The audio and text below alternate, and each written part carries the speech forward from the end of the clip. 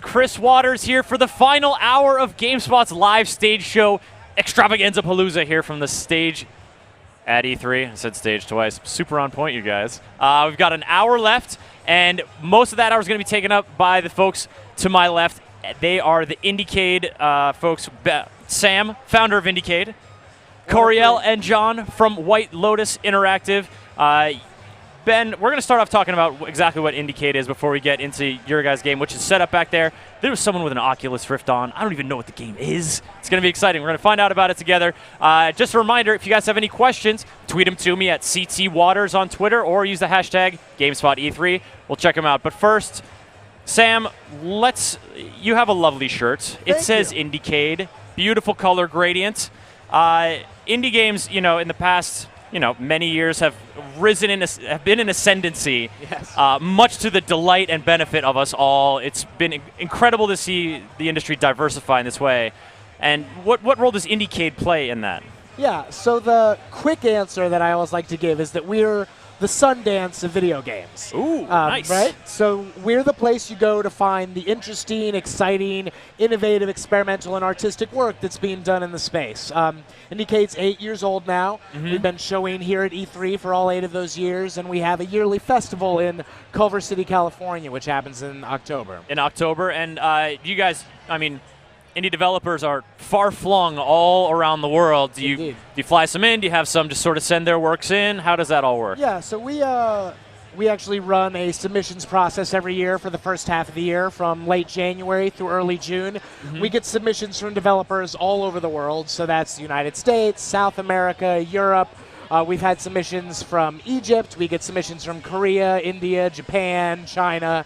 So we really have a pretty global reach. And our submissions have been growing astronomically year by year. I'm not sure where we'll get when submissions close. Submissions close in 3 days, but for this year I'm guessing that we'll cross 1,000 when it's all said and done. No kidding. Yeah. Wow, that is so cool. And is that something that you guys surface on your website, or is that like a festival?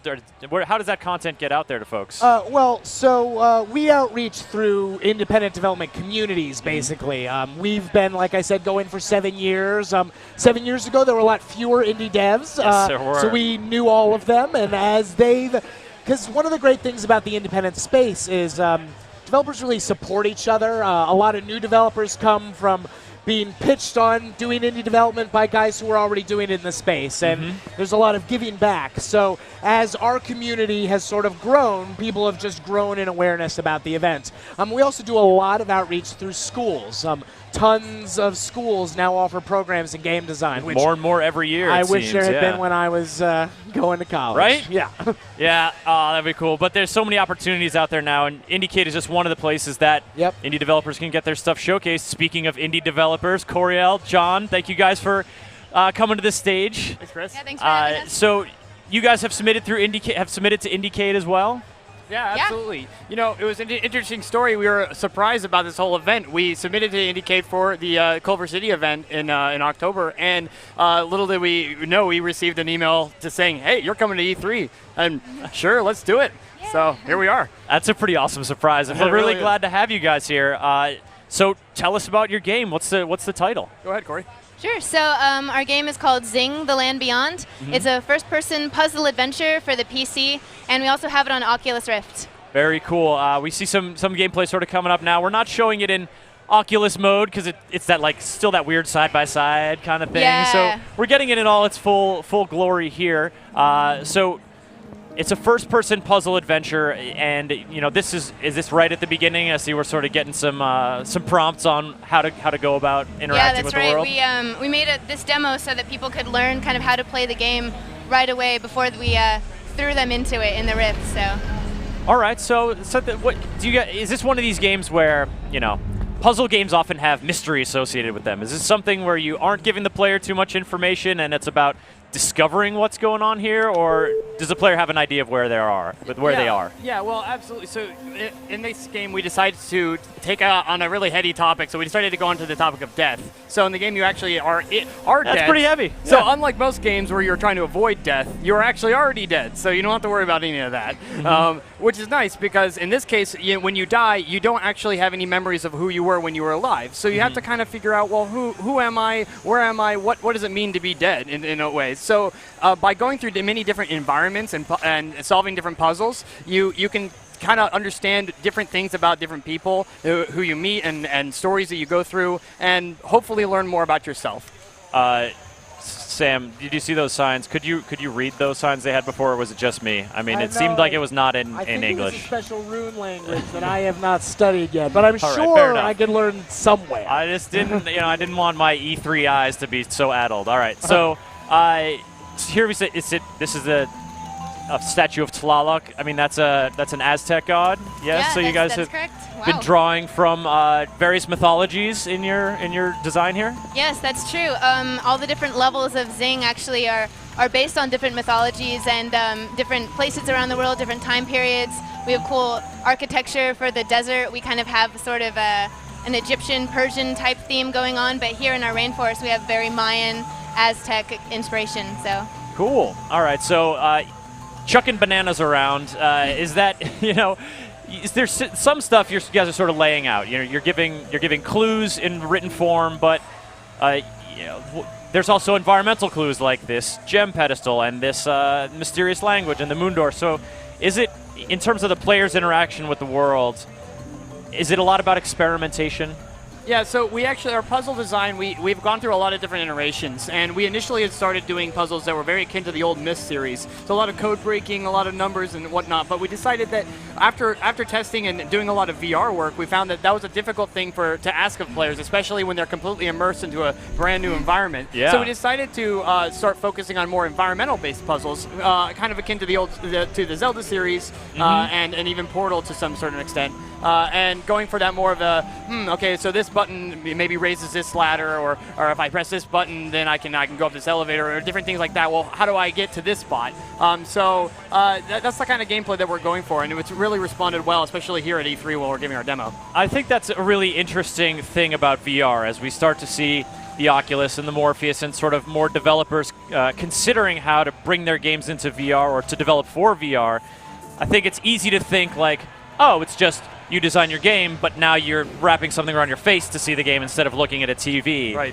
But from a design perspective, it offers significantly different challenges. Absolutely. And I like that you said it from a design perspective. The technical challenges are a lot of them are already solved, and it's actually relatively easy to get a game into VR. But for it to be a good game in VR, that's a total different ball of wax, because there's funny things you kind of take for granted when you're looking at a game as a 3D game on a 2D screen. You don't get a sense of scale, for example. And when we initially started developing and we hadn't received our kit yet, we tried playing our game, and we found out that you're just this little munchkin and everything is huge, and it felt very, very odd. Even though it looked correct on a monitor, it was completely different in VR. So not just to mention that, there's a whole issue of controlling yourself, making sure you don't feel any out-of-body experiences, and kind of knowing where you're going, and it's definitely a challenge that we've totally accepted, and we're working with it. So, Sam, do you guys do panels at Indiecade? Yeah, we do. We have a full conference, actually, where we talk about sort of what's going on in the space. I think that you should slot a panel,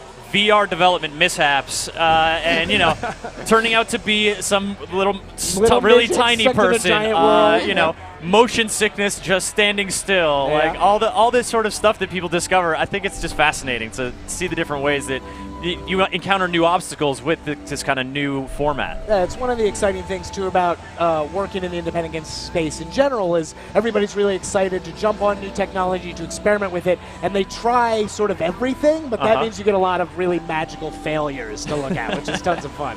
Magical failures, that can be the name of the panel. Exactly. Wow, yeah. All right, so it's turned nighttime during the course of this, during the short demo, and there's all sorts of glowing stuff, and are these sort of switches you've had? Wait, All right, now it's throwing me for a loop. I have no idea what's going on. All now. right, so actually what you just saw there on the screen was we call these the time of day powers. So every different level has a different power associated that you're able to use as a player. So in this case, you can change the time of day from night to day or day to night. And different things happen in puzzle-wise, story-wise, gameplay-wise, and of course the environment changes entirely. So in this case, there's a puzzle where there's 2 different pillars, and one of them you can move at nighttime, and one you can move at daytime. So it's a simple, simple toggle that you have to do to change between the 2.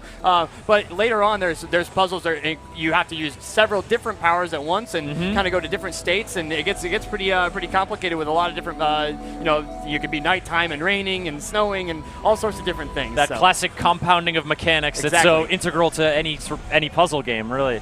Coriel, you were talking before about having in this jungle setting, having Aztec and Mayan inspiration, but clearly the art here isn't just like lifted from the textbooks or from the stela of Mesoamerican civilizations. There's a lot of original art that you guys have created here.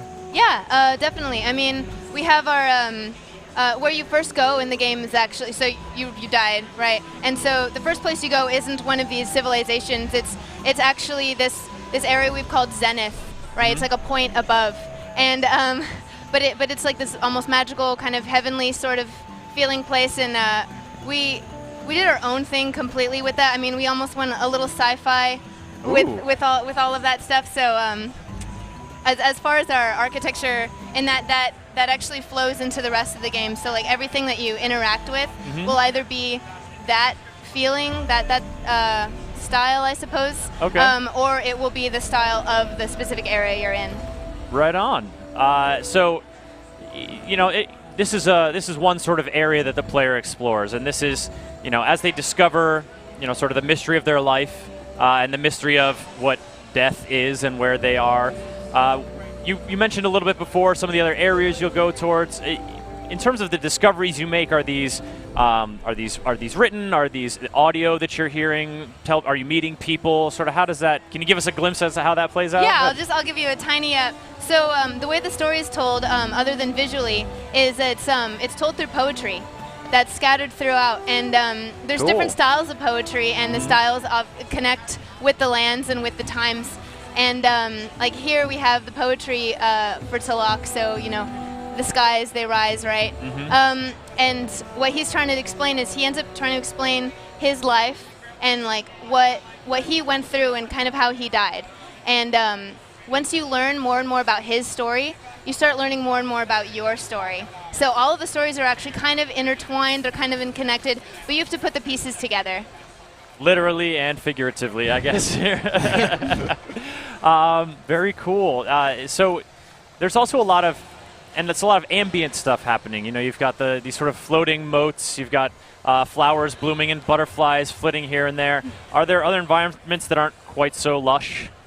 Yes, yeah, absolutely. One of my definitely. favorite environments that we were designing is the volcano level, so to speak. And that, of course, is the lava fire world. and brimstone. Always got to have a lava world. It's the lava level. Of course, we're trying to do a new take on that, of course, and I'm not going to reveal any secrets. Sure. But there is a volcano level, and it is very cool. So, but yeah, the environments we are going for a very peaceful environments. We want players to feel comfortable in their settings, but we do want to give that fantastic element, and there's definitely a lot of variety. So very neat.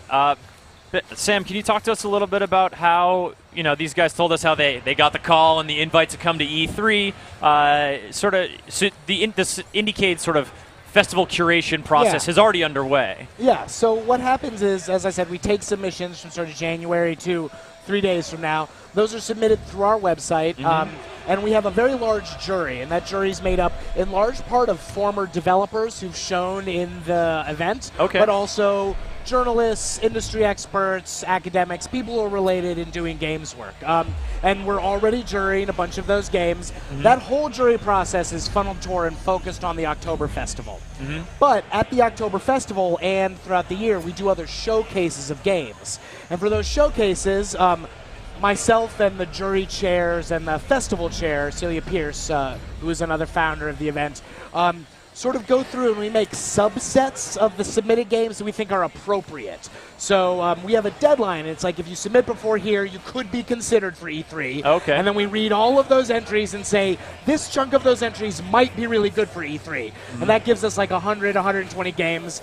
We play all of those games and decide which 25 to 30 we're bringing here to E3 and contact the developers. We do that same process for the other showcases. So at the festival itself, in addition to the games that are selected by the jury, we do a showcase of board games, a showcase of mobile games, and those kinds of things. For that, we pull out, again, a subset of like 100 games that would be appropriate for that showcase and have the judges or the curator consider those and decide. And here I thought I played a lot of games. I play more games than almost everyone. So what can you give us a little bit of an analysis of what was it about Zing that struck you that sort of made it good for E3, but also that, good for a showcase? What do you like about it? So I can sort of tell you a little bit of how the process works.